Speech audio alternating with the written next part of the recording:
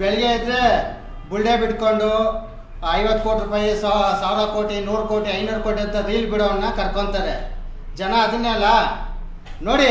ಇವಾಗ ನಾನು ಹೇಳ್ತೀನಿ, ಇದು ಬೆಲ್ಜಿಯಂ ಲಕ್ಕಿ ಅಂದ್ಬಿಟ್ಟು 50 ಕೋಟಿ ರೂಪಾಯಿ ವಿಶೇಷವಾದ ವಿಮಾನದಲ್ಲಿ ತರಿಸ್ಕೊಂಡಿದ್ದೀನಿ ನಾನು. ನಾವು ಹೇಳ್ಬೋದಲ್ಲ, ಇದು ಭಾರತದಲ್ಲೇ ನಿಮ್ಗೆ ರೇರು ಸಿಗೋದು 4 ಇಂದ 5. ಅದು ನಿಮ್ಗೆ ಗೊತ್ತಿದ್ದು ಲಕ್ಷಾಂತರ ಮನೆಗಳು ಇಲ್ಲಿದೆ. ಈ ರೀತಿ ಬುಲ್ಡೆ ಬಿಟ್ಕೊಂಡಿರೋ ಅವನ ಅರ್ಹತೆ ಏನಂದ್ಬಿಟ್ಟು ಕರ್ಕೊಂಡಿದ್ದಾರೆ ಸರ್. ಸುದೀಪನ ಕೇಳ್ತವ್ರೆ 25 ಲಕ್ಷ ಇದು ಅಂದ್ಬಿಟ್ಟು 50 ಲಕ್ಷ ರೂಪಾಯಿಗೆ ಏನಕ್ಕೆ ಬಂದವನು? ಏನಕ್ಕೆ ಬಂದವನು? 25 ಲಕ್ಷ ರೂಪಾಯಿ ಹಾಕೋನು ಅವನು ಅಲ್ಲಿ ಬಂದು ಆ ರೀತಿ ಮಾತಾಡೋನಿಗೆ ಏನು ಅವನಿಂದ ಸಮಾಜಕ್ಕೆ ಏನು ಕೊಡುಗೆ, ಏನು ಅರ್ಹತೆ ಅಲ್ವಾ? ನಾಯಿ ಸಾಕಿ ಇಲ್ಲ ಅಂತ ಹೇಳಿರ. ಎಲ್ಲರೂ ಬೆಂಗಳೂರು ಮಟ್ಟಕ್ಕೆ ರಾಜ್ಯಕ್ಕೆ ಮಟ್ಟಕ್ಕೆ ಬುಡೆ ಬಿಟ್ರೆ ಇವನು ದೇಶದಿಂದ ದೇಶಕ್ಕೆ ವಿಮಾನದಲ್ಲೇ ಬಿಡ್ತಾನೆ ರೀಲ್ನ.